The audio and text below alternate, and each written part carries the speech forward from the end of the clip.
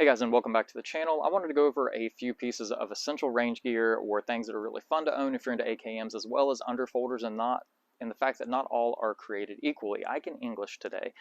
The first one I want to get into is the Yugo m70ab2 and some things I had to do to it once I realized how shitty my form was at the range when I was at the end of the day and I was fatigued. And it was about 3 hours in, it was 100 degrees out, and what I did to my chin here as a result of my poor form. So I had 12 magazines loaded up in the Pattern 83 chest rig, and then I reloaded the chest rig and was alternating at that point back and forth between the two M70s. I had headspaced them, checked them for safety, all that if you had not watched the previous videos. I'd cleaned the crap out of the bores and got some really nice good rifling. So what I was doing is the angle of this stock lends to you having a really good actual cheek weld, and we're going to get into that in some of the other underfolders. But what I was doing is I had it rested directly on my chin. In the clips I posted at the end of the day, my form number one had started to degrade greatly. So I'm having the gun rest directly on my chin here, and you can see it moving back and forth. I did not have it pulled tightly into my shoulder at that point. That goes to show you that you need to stay in practice shooting, for one. Number two, if you're shooting AKs, especially underfolders, and it's 100 degrees out, which really had kind of a little bit to do with it, but the friction of the metal bar on the stock here was just rubbing my chin, and I couldn't feel it at the time. I didn't notice it. I get home later that day and I had a nice little blister right here. So the gun basically gave me chin herpes, and what had happened was the metal had just been rubbing back and forth. So I decided to break out some goon tape and wrap up the stock in goon tape, as well as put some on the pistol grip, because the other thing that I experienced was the grip was also, with my hands getting sweaty and it being hot out, the grip was also getting a little slick. So now I can have carpet burn on my chin if I decide to shoot this way. And why the gun was rested in this position, if I didn't already mention it, is I was looking over the sights to be able to see the targets that I was hitting, to see if the gun was remaining accurate after that many rounds through it. And if you can see, this one was smoking greatly during the video. So the straight stock on the Yugos, again, lends to a good actual cheek weld, but you do still have to pull the gun tightly into your shoulder, as I was when I first got to the range. The second gun we're going to look at real quick, I'm going to try to make this video not extensively long, is Type 68 North Korean. This gun has a much more rounded, tubular type stock, and not square rectangular like the M70. So when you go to get a cheek weld on this one, your chin is going to rest more on the bar, but it is rounded. You can still get that rub on your chin if you don't pull the gun in tight to your shoulder. So not all underfolders are created equally, and this is some of the main complaints about underfolders when people go to shoot them, is they can't get a good cheek weld. There are mechanisms and devices you can buy that will attach to the underfolding stock to give you a cheek weld that's up higher. However, if you decide to put an Atero mount or an Ultimac on this with an optic, this cheek weld right here is going to get you a really good sight picture. And if you're used to shooting any type of 723, 727 style guns, resting the gun right here is not going to bother you too bad. You still have to pull it tight into your shoulder though. The Type 68 here was built by Childers, by the way, if anyone was wondering. Now moving on to a classic. If I can get the bag open. I actually had thought I was done filming this video and realized my mic had died, so I had to swap them out. And so here we are again.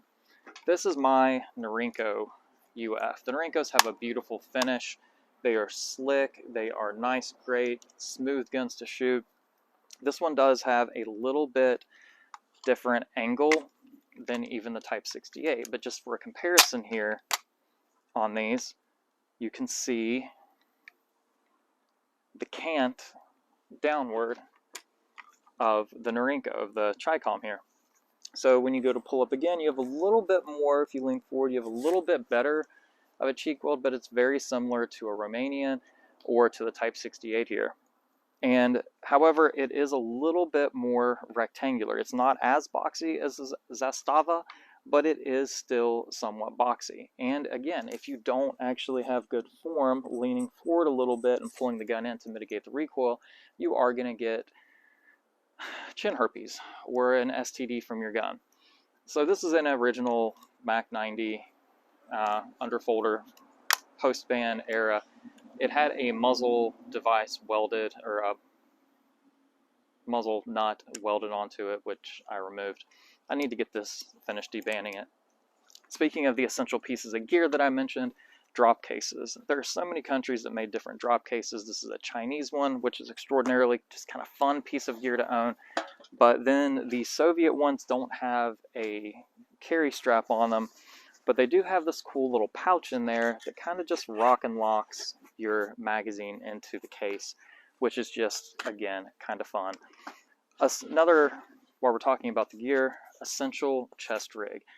Every AKM owner should have one of these. It is a Chicom pattern type 56. This is an original 56, but they also make reproductions of these and the type 81s. The type 81s you can find very cheap, about $20 or under, and there's so many modifications you can do to these, and there's multiple videos on that, so I'm not going to go into it. The one thing I will say is the strap back here. Just get a buckle, a little set of buckles from like Amazon, put it on here. That way you don't have to tie it yourself or have a buddy come up behind you and tie it and whisper in your ear and say weird things to you that may make you feel conflicted at the range. Now, the last thing is, speaking of optics and mounts. This is my mini Draco. Not a whole lot to say about it. Really fun gun to shoot, but the Atero mount. The Atero mount, it has to be one of my favorite mounts currently, along with the Ultimac, because it has backup iron sights built into it, and it gives you a great sight picture. So when you pull this thing up, I can automatically see, if I go low enough, I can see and get a co-witness, or I can just, do a third type angle and get also, number one, a good sight picture. But this gun is extraordinarily fun to shoot. And then pieces of gear I've talked about multiple times before. These weatherproof barrel bags, 20 to 24 bucks, 2 30 rounders up front, a couple 20 rounders in the back. You can throw a sling on them to make them a little bit more usable. But the other thing you can do to these stocks, by the way, is paracord. Paracord is somewhat, it does have a little bit of friction to it. The goon tape will also not do any good if if you and me, all of us aren't having proper form. This is a Yugoslavian bag. They are Hungarian. There's Chicom ones, but this one holds 4 magazines. The Hungarian holds 5. These are really fun to own for truck purposes or just for like go bags. They have a belt strap, so it connects to your belt so it won't move around too much at the range.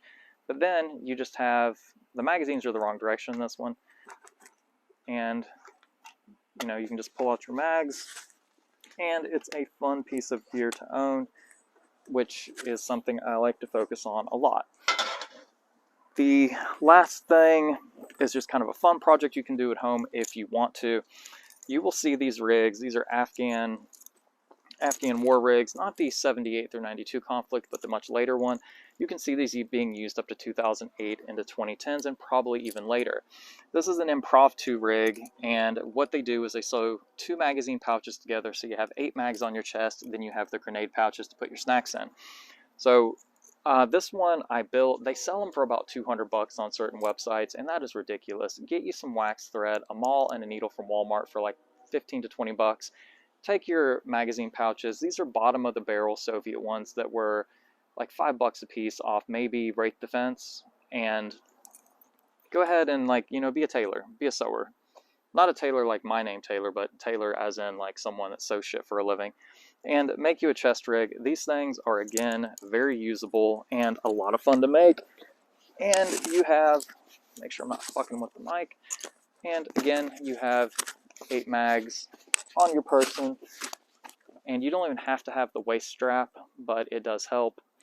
Then you click your little waist strap, and you have, my bones are popping more than the strap is.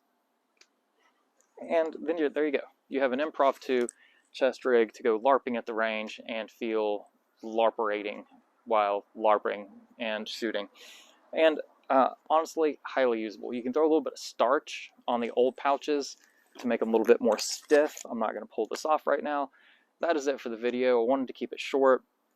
So enjoy your gear, have fun with it. Let me know how much crap you collect when it comes to the surplus stuff. My wife actually calls me a bag slut because I end up buying random magazine pouches and bags and drop cases and these weatherproof bags, and I'm still on the search for the perfect range bag. Have not found it yet, but one day I have faith I will. You guys have a great day. Hope you had a safe Labor Day weekend and a good Labor Day weekend. Let me know what your favorite pieces of surplus gear to collect are. I honestly really do want to know. Drop that in the comments section. Let me know if you have any questions about the guns I went over on the table. Tell the M70 that she's beautiful and you love her, because you do, right? Right? Tell her she's pretty.